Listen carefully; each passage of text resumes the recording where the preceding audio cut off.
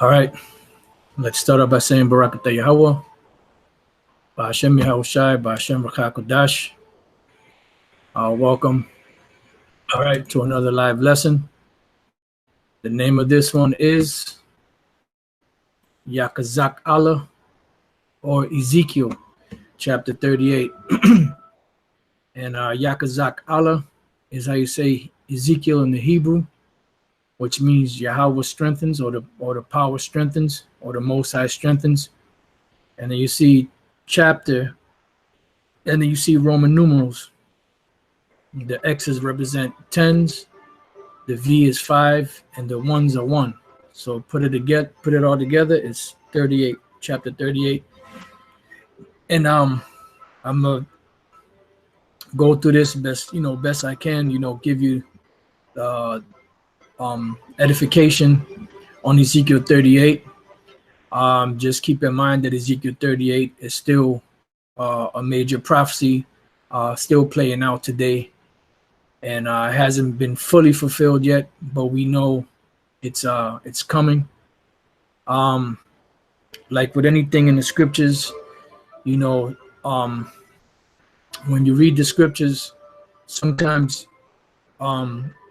you'll read a chapter and the chapter will jump around to different time periods. Sometimes it'll jump around to different what's the word I'm looking for? Different topics, and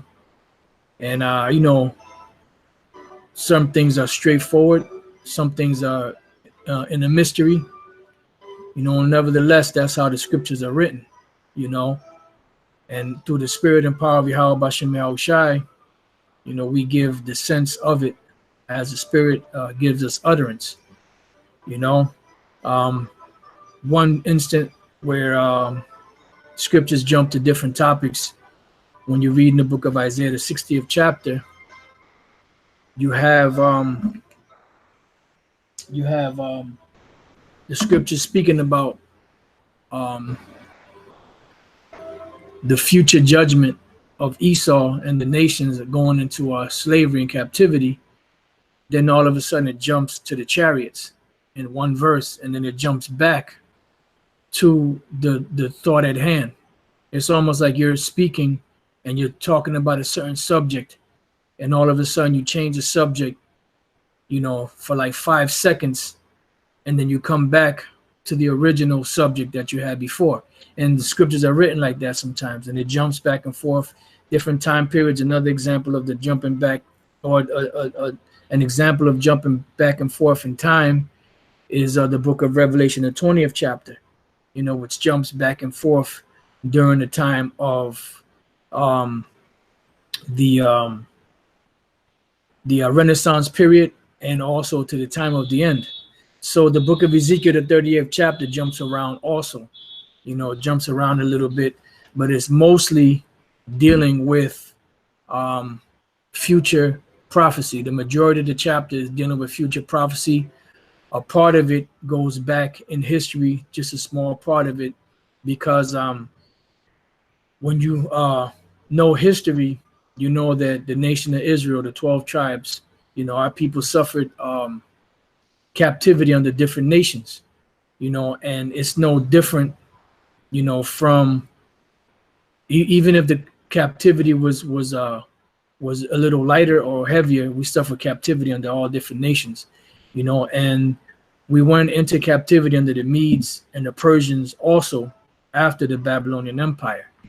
So these are things to keep in mind when reading this chapter. And as Elder Apostle Tar has been saying, I'm gonna repeat it, that World War III will not happen, until the mark of the beast is fully established.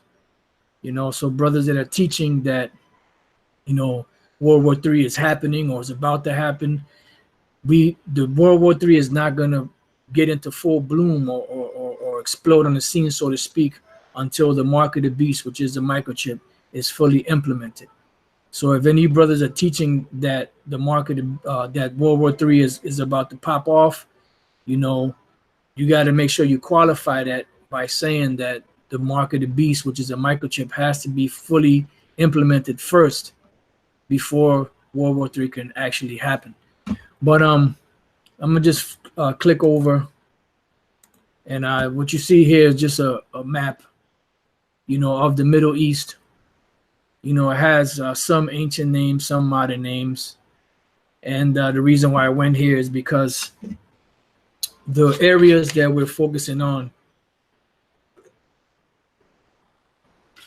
in this map will be the Middle East, which, as you can see, this is comprised of the Middle East here. You know, you have the Caucasus Mountains to the north, Armenia, the Euphrates River, which is a major place, you know, in the scriptures, you know, that the scriptures speak about.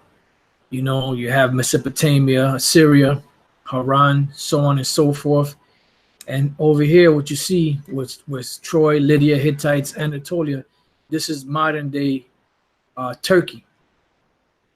And some of these nations, or this area here, has a lot of these individuals that is spoken of in the book of Ezekiel 38. So let's get to it. Ezekiel 38:1, it says, "And the word of the Lord came unto me, saying, Son of man, set thy face against Gog." Now, Gog is today, modern day Gog would be so-called Russia. You know, back in the days, you had the Medes that actually lived in that region. I'm not sure if this will allow me to make a bigger. I think I try to go here. No, it won't get any bigger than that. It's pretty much the same. I believe it's the same size. Anyway, as you can see here, bear with me 1 second. As you can see here, they have Magog here and Gog. You know, Gog is in this area up here, what they call today Georgia, which used to be a part of Russia. And if you know anything about the USSR, after it broke up, the Lord said he's going to put hooks into their jaw, and he's going to cause a company of nations from the north to come together. And that's the so-called USSR coming back together, you know, under Russia, and those different separate states now that broke away from Russia will be getting back together with them, you know. So this is the area of so-called Russia today. But back in the days, up in this region here, where you see Togama, this region here, which today, this is where the Caucasus Mountain is. This is Georgia, Russia, or used to be Georgia, Russia. It's just Georgia now. This is where in this area, and down here, a little further down here, this is where the Medes were located, down in this area here, you know. Right around here, you see the Caucasus right around in this area. When you look at a map of the Medes, you'll see that they'll locate them in that area around here. You know, you have Nineveh, you know, right around this area. All right, so going back, it says, Son of man, set thy face against Gog. So this is a direct prophecy against this particular nation, Gog, which today the so-called Russians are up in that land. It says, the land of Magog, the chief prince of Meshech and Tubal. So they're the prince, the chief prince that are watching over Meshech and Tubal and prophesy against him. Now, Meshech and Tubal are connected to modern day Turkey. And when you check out these ancient names here in Ezekiel 38, you know, and you go and you check the map, a lot of these nations somehow, some way are connected to Russia, you know, because Russia has a lot of vested interest in these places. Syria being another one, Iran being another one, you know, so on and so forth, because these nations are all allies with Russia. Just like you have America and her allies, you have Russia and her allies, you know. And this is the Lord's doing, putting these nations together like that to fight this final battle, which is called World War III in the scriptures, or the Battle of Armageddon, which the word Armageddon means Harmageddon, which means mountain of the troops. All right. So it says, and say thus, and say, thus saith the Lord power, Yahweh Bashem Yahushua, behold, I am against thee, O Gog, the chief prince of Meshach and Tubal. So the Lord is against these Gogites, so to speak, which were up in the land of the Medes in that area. Why? Because at one time, the Medes came against the nation of Israel. The Medes and the Medes and the Persians, because it was under the Medes, if I'm not mistaken, that the building of the temple had stopped, because Cyrus, the king of Persia, gave the decree that the temple should be erected, because he knew that he was the man that the Lord set up to give Israel the ability to go back and build the temple and rebuild Jerusalem. But then under the Medes, they stopped it. It says, so now the Lord is telling Gog, right? And I will turn thee back and put hooks in thy jaws. So what does that mean? If you have someone that's running a certain way and you put a hook in their jaw, what is that going to cause them to do? That's going to cause them to do a 180-degree turn. Just like if you cast a net, a fishing pole into the water and you're fishing, and the fish might be flying by, might be swimming by, not flying by, swimming by, and then if the hook catches onto the fish's mouth, it's going to be turned in the direction of that fishing hook. So the Lord is directing Russia to go backwards, to the way that they used to be. Why? Because the Lord is eventually going to cause these nations that broke away from Russia, which was called at the time the Iron Wall, to come back together, to fight this great war that's about to come, which is the Battle of Armageddon. It says, and I will bring thee forth and all thine army. Now, Russia is a big country. When you look at a map of Russia, the map of Russia is a very big country. Let's see.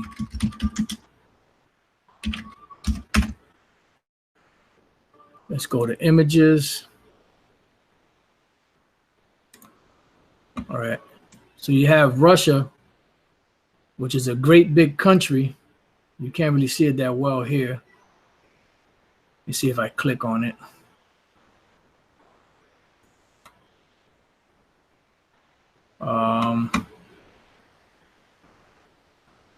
See if I can find another one. These maps, man, they said this used to be so much easier that they started messing around with. Used to be able to find all kind of maps and all kind of stuff real easy, but these devils, they cranking down. Well, anyway, you brothers could type it in.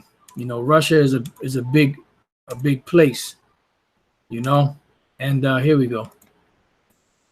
And this is Russia here. All right. So all of Russia's armies are going to be sent into the Middle East, but there's going to be a remnant of their army that's going to be left there, which you read in Ezekiel, the 39th chapter. He said that he will leave but the sixth part of these. So if Russia's army is broken up into 6 parts, 5 parts of that army is going to be fighting this war, of Armageddon. And 1/6 of the Russian army is going to stay behind to protect the fatherland, so to speak. All right. So going back, damn, I hope I didn't get rid of another map that I needed. Probably did, but hey, oh well. All right. So it says, and I will bring thee forth in all thine army, horses and horsemen, all of them clothed with all sorts of armor. And we know today that is talking about the military men and the military forces, because back in the days, wars were fought on horseback, with all sorts of armor. But today, it's fought by what? By tanks, planes, helicopters, missiles, so their armies are going to be coming all are decked out for war. Even a great company with bucklers and shields. Why? Because this great company comprises the allies of Russia, but not only the allies of Russia, all of the ancient, or all of the former, or the majority of the former USSR nations. Because if you type in, let's go to, if you type in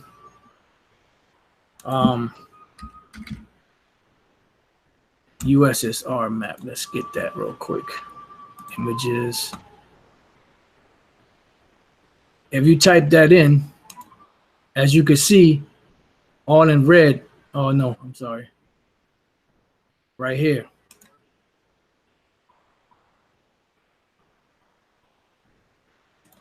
See, this was, I'm not sure if it's gonna let me get it any bigger.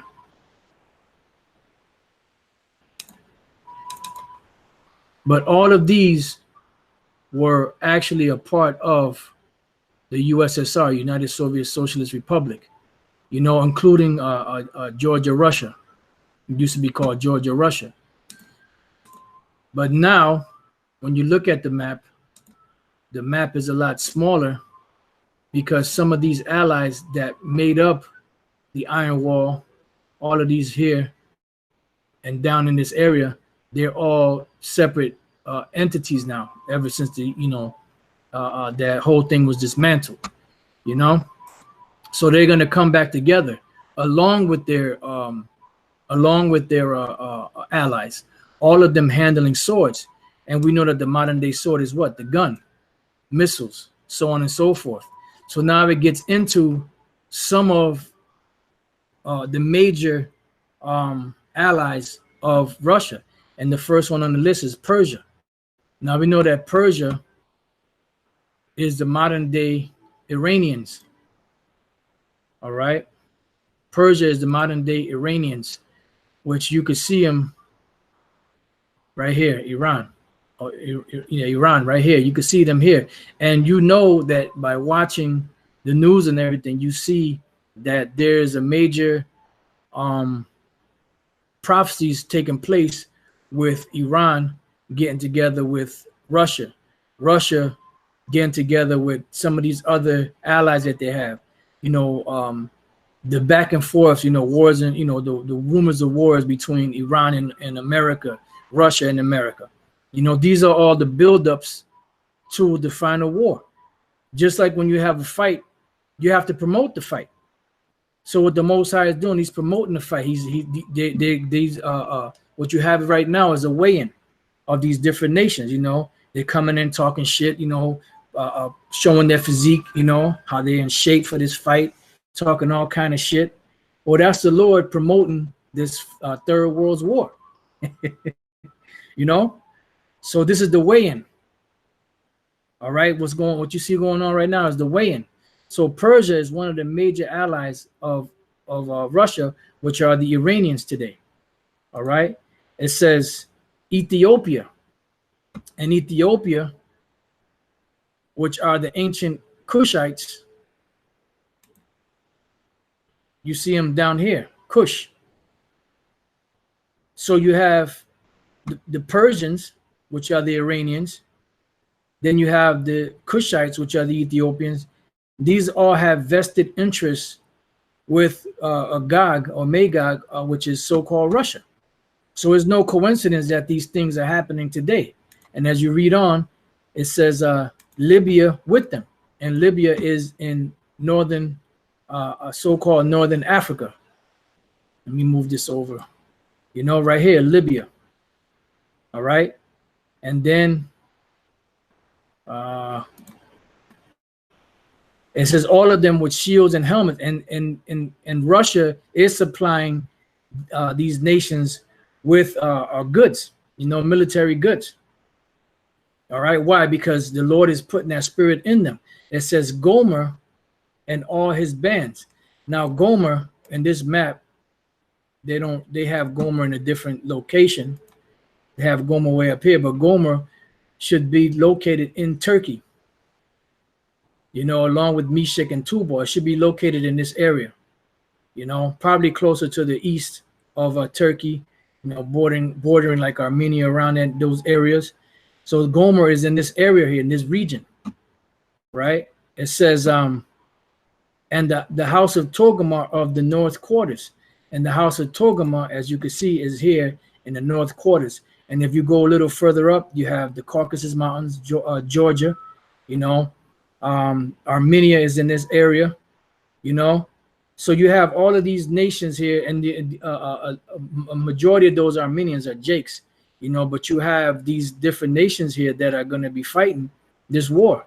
Because remember, there's a great mixing and mingling of all these different nations, and that's another topic. Okay, it says, and all his bands and many people with thee. So why is it going to be many people with thee? Because to fulfill the scriptures, as the Lord said, Harmageddon or Armageddon, which is the mountain of the troops. And this is where the great gathering of these troops are going to be in the so-called Middle East. You have the Persian Gulf, which is one of the main bodies of water, and then you have the Euphrates River. This all plays a major part of the location of this last and final war. And then you have the Red Sea, which is another indication, Mediterranean Sea. This land here, there's no coincidence that all these nations are amassing here in this area. And all of these nations that are mentioned in Ezekiel 38, is no coincidence that they're allied with so-called Russia. All right. So it says, be thou prepared and prepare for thyself, thou and all thy company that are assembled unto thee, and be thou a guard unto them. And Russia is a guard unto them.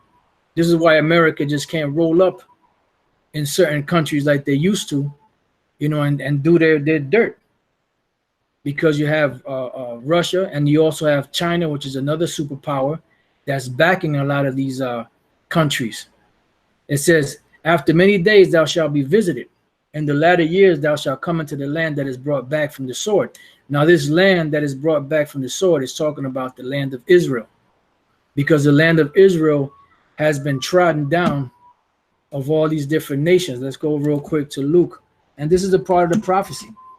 The Lord said that the curses was going to come upon us, that the land was going to enjoy the Sabbath when we got kicked out, because we were running things to the ground, when we were there. So Luke 21:24 says, and they shall fall by the edge of the sword. Who? The Israelites. And shall be led away captive into all nations. And that happened. And the last time we as a nation were really in the land of Israel was going back to the time of 70 AD. Between 66 AD or so up until 74 AD. After that, our people have not been in that land. The so-called Negroes, Latinos, and Native American Indians have not been in that land. And the so-called Latino or Hispanics and Native American Indians have not been in this land for a long time.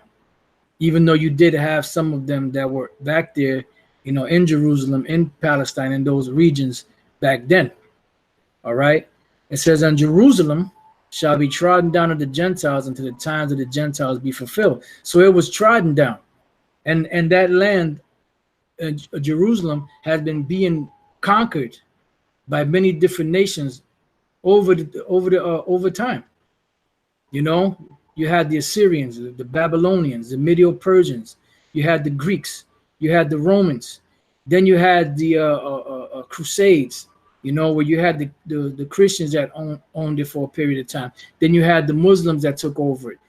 So that land has been being fought back and forth over for a period of thousands of years. Today you have them so-called Jews over there, them gutter rats, the Palestinians. You have all these people that have, and that's a bloody land. There have been many fights and skirmishes that have been fought in that land. All right.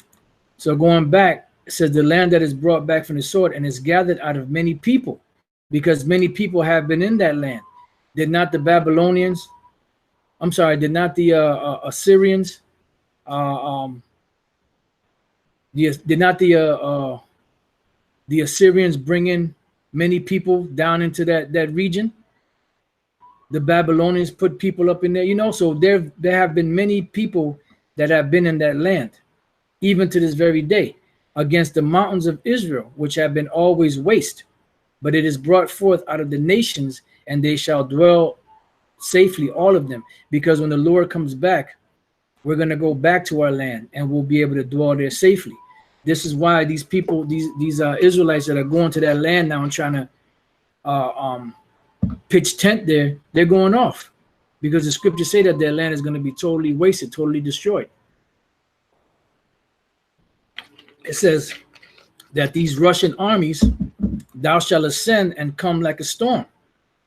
Thou shalt be like a cloud to cover the land. Thou and all thy bands, which is your armies. Like when you read about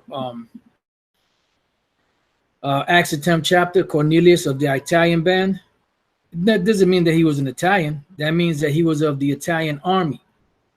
Bands means armies. You know, troops. It says, and many people with thee. Why? Because you're going to have the allies of Russia fighting against them gutter rats, you know, them so-called them Israelis, which are not Israelites. That's why they call themselves Israelis, you know, and America. Because the scriptures say that the least of the flock shall draw them out, meaning that them people that's calling themselves Jews in the land of Israel, which are not the Jews, are going to draw America into this final battle with Russia and her allies. You know, Syria and Iran and all of them different nations. It says, thus saith the Lord power, it shall come to pass that at the same time shall things come into thy mind, and thou shalt think an evil thought. Because right now, the scriptures tell us that, let's go from there to the book of Revelation. Matter of fact, you know what? Let me see. Yeah, we could go here. Revelation, the 16th chapter and the 12th verse. It says, and the sixth angel poured out his vial upon the great river Euphrates, which is a major scene for future events, and the waters thereof was dried up, that the way of the kings of the east might be prepared. So the Lord is preparing these kings because they're in the eastern world, and he's preparing them, and he has American troops over there in the land barren and desolate because it's strategic. It says, and I saw three unclean spirits like frogs come out of the mouth of the dragon, which is the Roman Empire, and out of the mouth of the beast, which is the EU, NATO and the EU, and out of the mouth of the false prophet, which is the Roman Catholic Church. So these three entities, the Roman Empire, which is today is America, you know, because America is the head of the Roman Empire. It's the revival of the Roman Empire with her allies. The beast being the NATO and the EU, and the false prophet being the Roman Catholic Church. It says, for they are the spirits of devils working miracles. And that's what they're doing. They're working miracles. They're working magic. And behind the scenes, they're creating certain things to happen, which go forth unto the kings of the earth and of the whole world. So they're the ones that's going to these different kings of the whole world, you know, to gather them to the battle of the great day of the power Almighty. And that's what they do. They're paying off certain individuals. They're causing certain false flags to happen. They're making certain things happen to cause this tension to build up.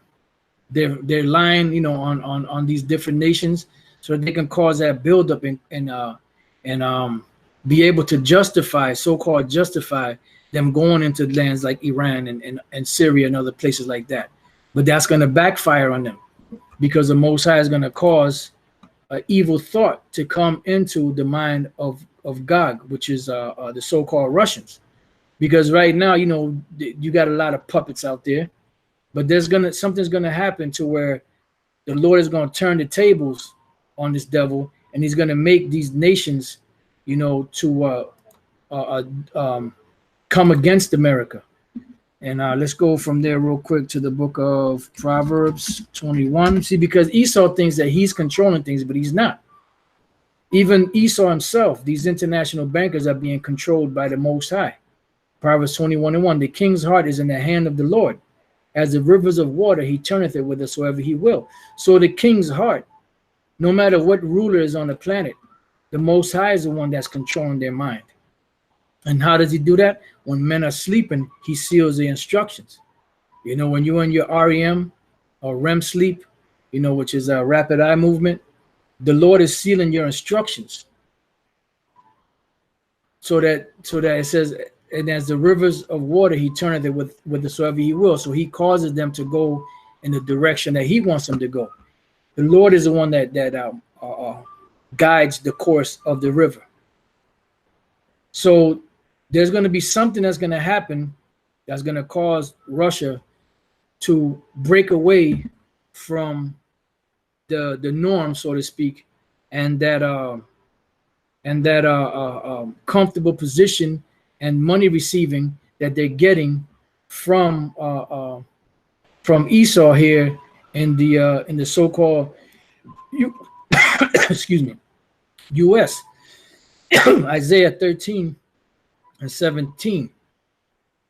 Behold, I will stir up the Medes against them. So the Most High is going to stir up the Medes, which are the modern day Medes are the Russians, which shall not regard silver, and as for gold, they shall not delight in it. So something's going to happen to where they're not going to want any more money from these devils, because everything comes with ulterior motives. You see, because the Most High is going to intervene. And that, you know, that's it. We could come back to that Lord's will later. Let me move this here. So Ezekiel 38:11, and thou shalt say, I will go up to the land of unwalled villages. And what is the land of unwalled villages? Unwalled villages represents a city or a place that is not protected. Because back in the days, you had walls that will cover the city. And this is why you had nations that will come to a particular city and they would have to lay siege to that city, because they had gates, they had walls around the city where you couldn't just walk into the city. But America is a land of unwalled villages because they have no walls. They have nothing to stop you from coming in and out, outside of, you know, maybe having some checkpoints here and there. But they don't have any walls. So anywhere in the four borders of the so-called U.S., Babylon the Great, you can just walk right into this place. You know, it says, I will go to them that are at rest. And here they are at rest. The scriptures speak about America dwelling carelessly. When you read Isaiah the 47th chapter, that dwell safely. And they are dwelling safely. Because people, you know, even though after 9/11 they got put to scaring people, but people are just going about their daily life. They ain't thinking about nothing. That's why when something pops off, some major catastrophe or something like that, people get nervous because they're so used to being comfortable.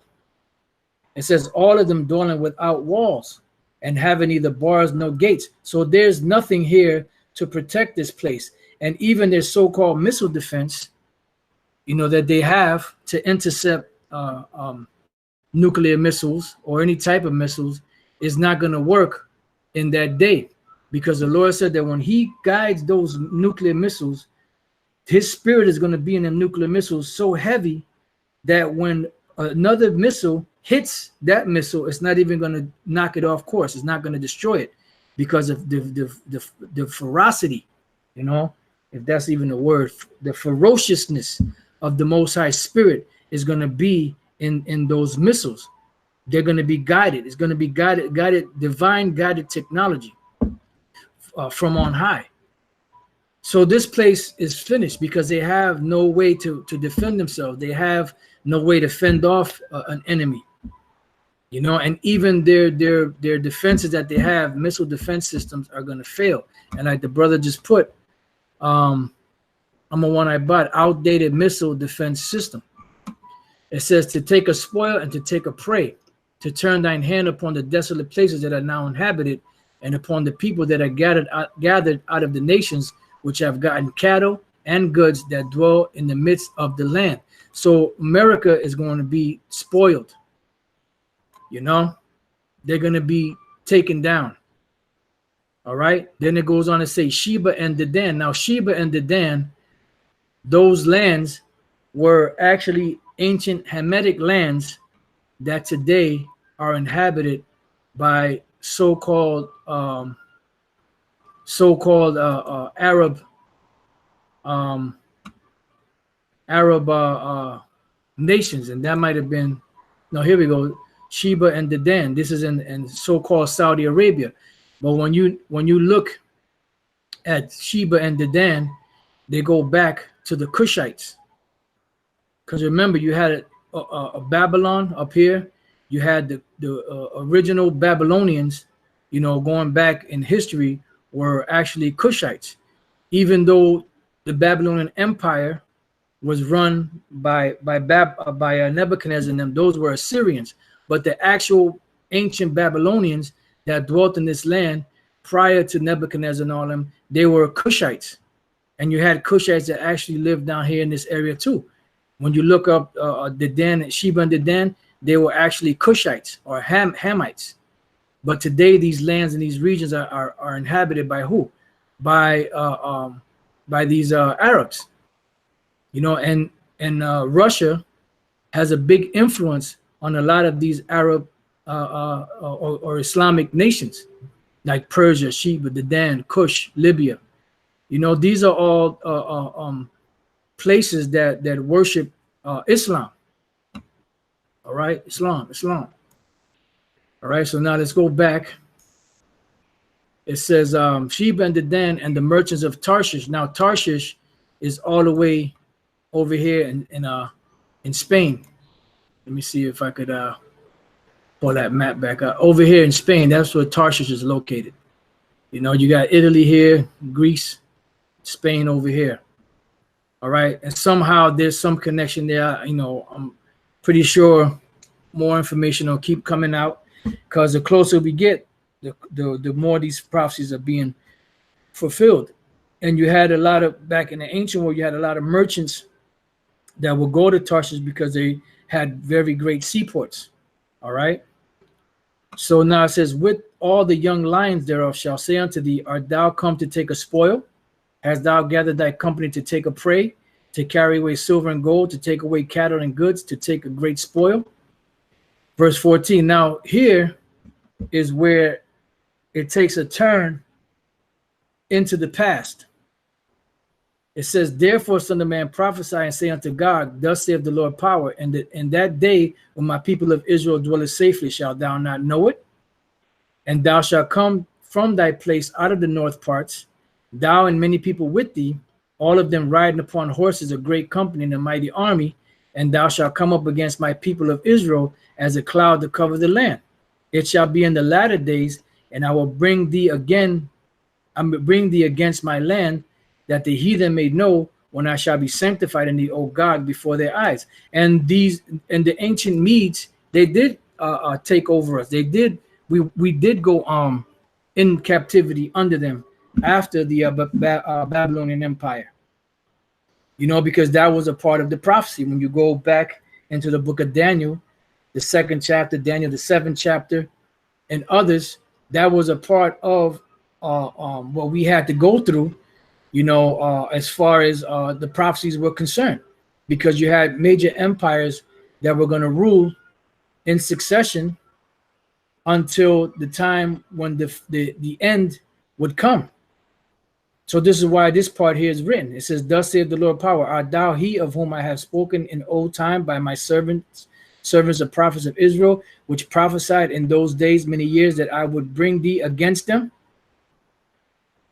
Now it jumps back into the future after the 17th verse.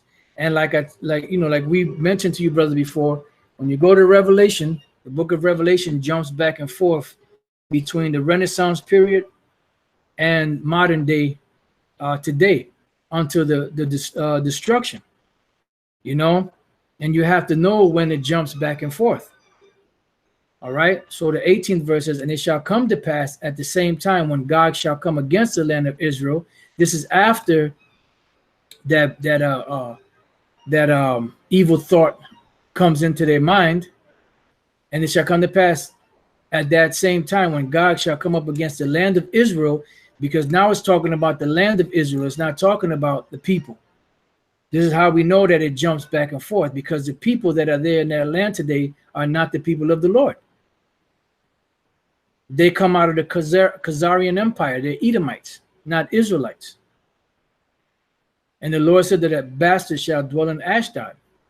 So it says, and it shall come to pass at the same time when God shall come against the land of Israel, said the Lord power, that my fury shall come up in my face, for in my jealousy and in the fire of my wrath have I spoken. Surely in that day there shall be a great shaking in the land of Israel. And what's going to cause this great shaking in the land of Israel?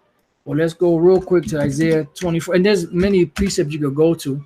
Revelation 16 speaks about a great earthquake, and other scriptures speak about them great earthquakes that are going to happen. And what's going to cause those great earthquakes is going to rock the whole earth back and forth when the missiles hit. This is Isaiah 24 and 20. It says, the earth shall reel to and fro like a drunkard, and shall be removed like a cottage, and the transgression thereof shall be heavy upon it, and it shall fall and not rise again, meaning that the rulership of the Edomites will fall and not rise again.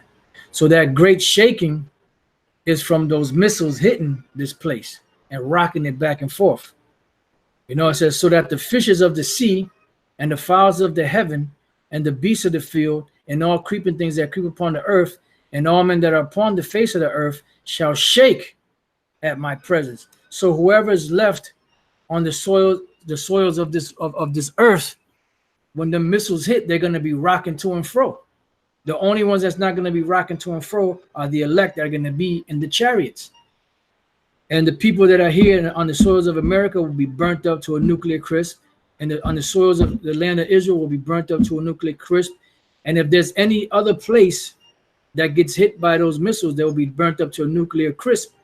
But the fishes of the sea, the beasts, the fowls of the heaven, even the fowls of the heaven are going to be rocking back and forth from the devastation and the motion that the missiles are going to hit the earth with so much that even the birds in the heavens are going to be shaken and be all messed up and not know what the hell is going on. You know, and this reminds me of that vision that A. Allen had, where he said they saw the missiles come out of the sea like fish, you know, jumping out of the sea. You know, so even them fish are going to be rocking to and fro. It says, and the mountains shall be thrown down. I mean, the mountains represent the governments, shall be thrown down, and the steep places shall fall, and every wall shall fall to the ground. So there's not going to be any more militaries left to muster themselves back up after this destruction. Because right after the destruction, when we come back down, the Lord's will, you know, we be the elect. We're going to go around gathering these international bankers and these top nobles among these nations, and we're going to go around burning these weapons that are left, you know, around the world with spiritual fire to get rid of it once and for all. It says, and I will call for a sword against him throughout all my mountains, saith the Lord Yahweh Shemel Shai. Every man's sword shall be against his brother. So there's going to be a major war, which is called World War III, the War of Armageddon, happening. And in the midst of all that, what's going to happen is they're going to stop fighting each other and try to fight against Yahweh Shai. And guess what? They're going to get smashed. It says, and I will plead against him with pestilence and with blood. You know, and the pestilence represents what? It represents these missiles. But also you're going to have actual diseases that are going to be let loose out here, that are already let loose out here.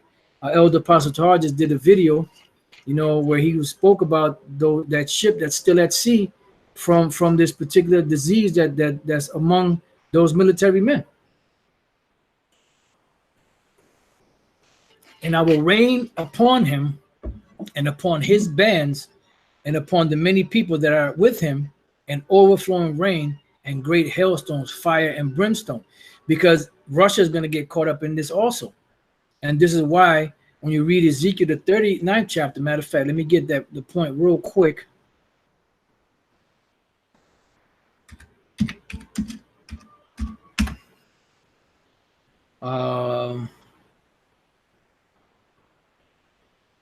The 11th verse, and it shall come to pass in that day that I will give unto Gog a place there for graves in Israel, because they're going to be in that land and they're going to be put to death. and there's going to be a lot of different bodies left around. You know, that the bodies hit the floor. So the valley of the passengers on the east of the sea, and it shall stop the noses of the passengers, and there shall they bury Gog and all his multitude, and they shall call it the valley of Hamon-Gog. Which I'm not sure what the valley. I'm not sure what that word means. I never looked it up. Hamawan Gawag, multitude of Gog.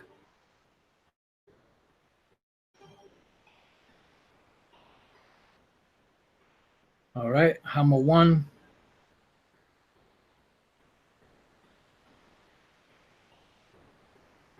Abundance. So Hamawan Gawag, according to this, means multitude of Gog. All right.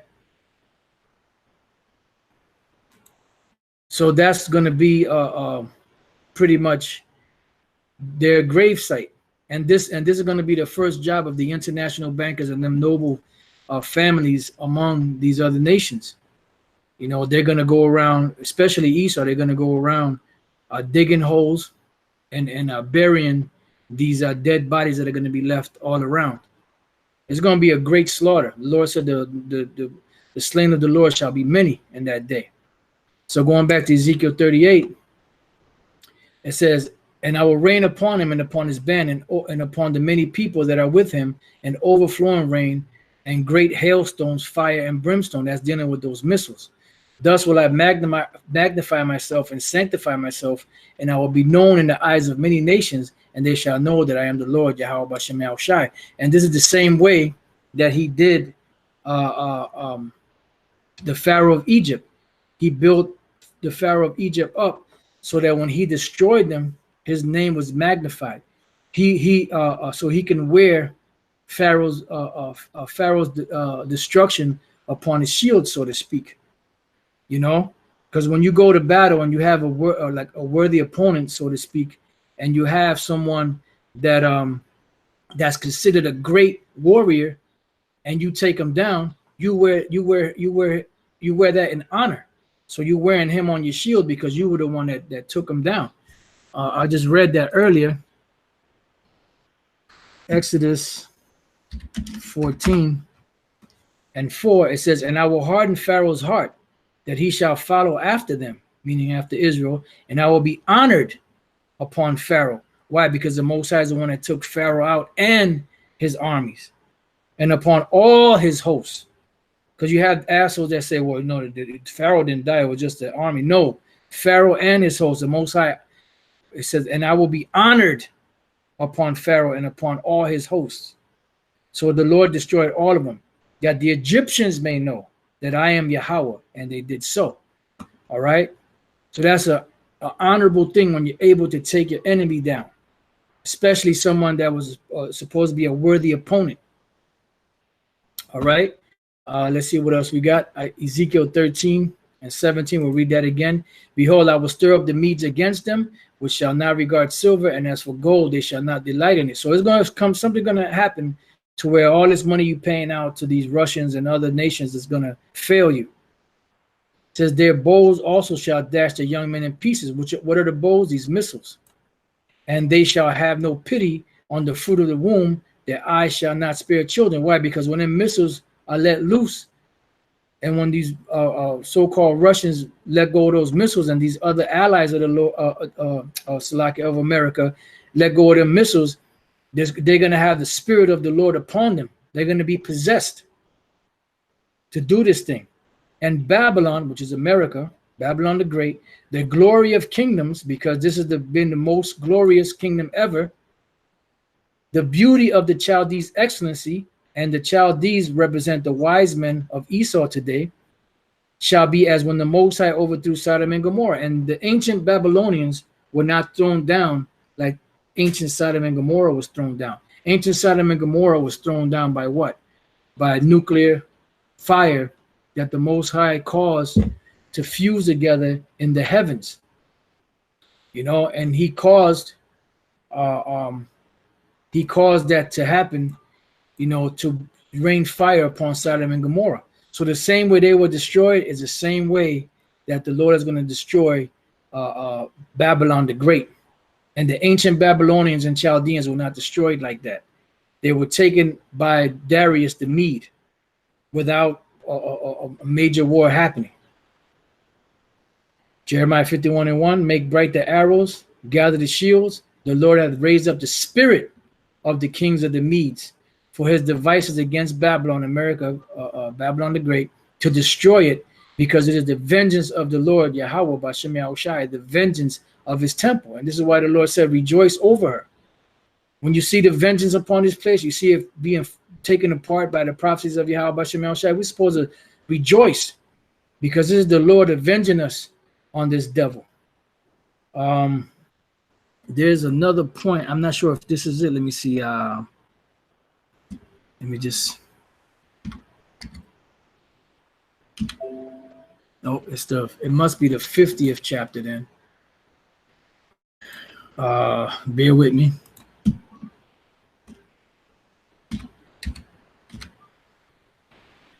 Jeremiah 50:40. As the Most High overthrew Sodom and Gomorrah and the neighbor cities thereof, saith the Lord, so shall no man abide there, neither shall any son of man dwell therein. And this is how you know that this is connected to Babylon the Great and also to Esau. When you read up the 31st verse, it's speaking about Babylon. And this is how they're going to go down, as the Most High overthrew Sodom and Gomorrah and the neighbor cities thereof. So today you have the technology known as the nuclear missiles, which the Most High is going to use to rain upon these devils. That's why these guys that talk about that the nuclear missiles are not in the scriptures, don't talk about the nuclear missiles. They're reprobates, man. The Lord took that spirit off of them. Saith the Lord, so shall no man abide there, neither shall any son of man dwell therein. And when you go to ancient Babylon, you still have people that live there, that have homes there. You still have ancient ruins in certain places. You know, you have modern buildings that are there, that they've built up. But the Lord said, when this one is destroyed, like he destroyed Sodom and Gomorrah, there will be nothing set back up in this place ever again. You know, and it goes on more and more. Let's go back to Isaiah 13. It says, it shall never be inhabited. We're reading it again. And another place you could read about this is in Isaiah, the 34th chapter. You know, where it speaks about the same exact thing. These nations being gathered together to hear this thing.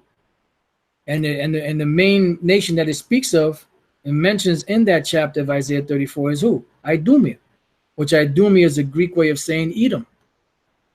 So letting you know that when the Lord brings a destruction, the Edomites will be in power, which is the daughter of Babylon, or Babylon the Great. And when they're destroyed, this place, America, which is Babylon the Great, will never be inhabited ever again. Neither shall it be dwelt in from generation to generation. Neither shall the Arabian pitch tent there. So you're not going to have these damn Ishmaelites coming over here selling that badass camel meat and setting up shop here. Neither shall the shepherds make their fold there. But wild beasts of the desert shall lie there, and their houses shall be full of doleful creatures, and owls shall dwell there, and satyrs shall dance there. Because the houses it's speaking about is the ancient landmarks where these great houses like the White House and Capitol Hill and stuff like that is at. These different governmental buildings that represent America, the so-called greatness of America. You know, there's not going to be nothing there, but you're going to have these different unclean animals living in those areas, in those regions. And the wild beasts of the island shall cry in their desolate houses, see, and dragons in their pleasant palaces. And a time is near to come, and the day shall not be prolonged. So this is a future prophecy of the destruction of America, Babylon the Great, by the Russians today, but also the allies of Russia, but also the allies of America. Because you have the allies of America, which is the EU, you know, that are going to actually also shoot missiles against this place to destroy it. Because it's going to be it's in the plans of Yahweh Bashem Yahushai. So the last precept I'm going to leave you with is Revelation 20:7. It says, and when 1,000 years are expired, Satan shall be loosed out of his prison. This is dealing with the 1,000-year sentence that was given to Esau, that they could not deceive the nations anymore. And that time period took place from the time when the Roman Empire, the pagan Roman Empire fell and Jake got up in there, until the time of the Renaissance period, you know, around the 1400s, when Esau came back into power and they were rebirthed. And what was the first thing they did when they got back into power? And shall go out to deceive the nations which are in the four quarters of the earth. And then in this deception, they also did what? Gog and Magog, to gather them together to battle, the number of whom is as the sand of the sea. So Gog and Magog play a major part, a major role in future prophecy, and that's dealing with Russia. All right. And they went up on the breadth of the earth and compassed the camp of the saints about. And the camp of the saints is what? The land of Israel. It says, and the beloved city, and that's where? In the land of Israel, Jerusalem, Bethlehem. And fire came down from the Most High out of heaven and devoured them. And how did that fire come down? Through the missiles, but also through the chariots, when Yahushua and the angels come back to destroy this place. And the devil that deceived them was cast into the lake of fire and brimstone, which is what? America totally engulfed by nuclear fire. Where the beast, which is NATO and the EU, and the false prophet, which is the Roman Catholic Church, which they all in cahoots with America, have been going around gathering these nations for this great battle.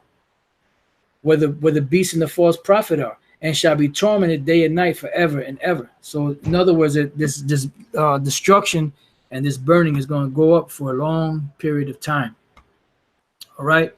So with that, you know, that's been the breakdown of Ezekiel, the 38th chapter. And as the prophecy develops more and more, there's going to be other things that are going to be brought out, you know. But for the most part, we have the major or the great portion of what the scripture, this chapter is speaking about, you know. So with that, you know, I pray that your brothers have been edified. Until the next time I say shalom.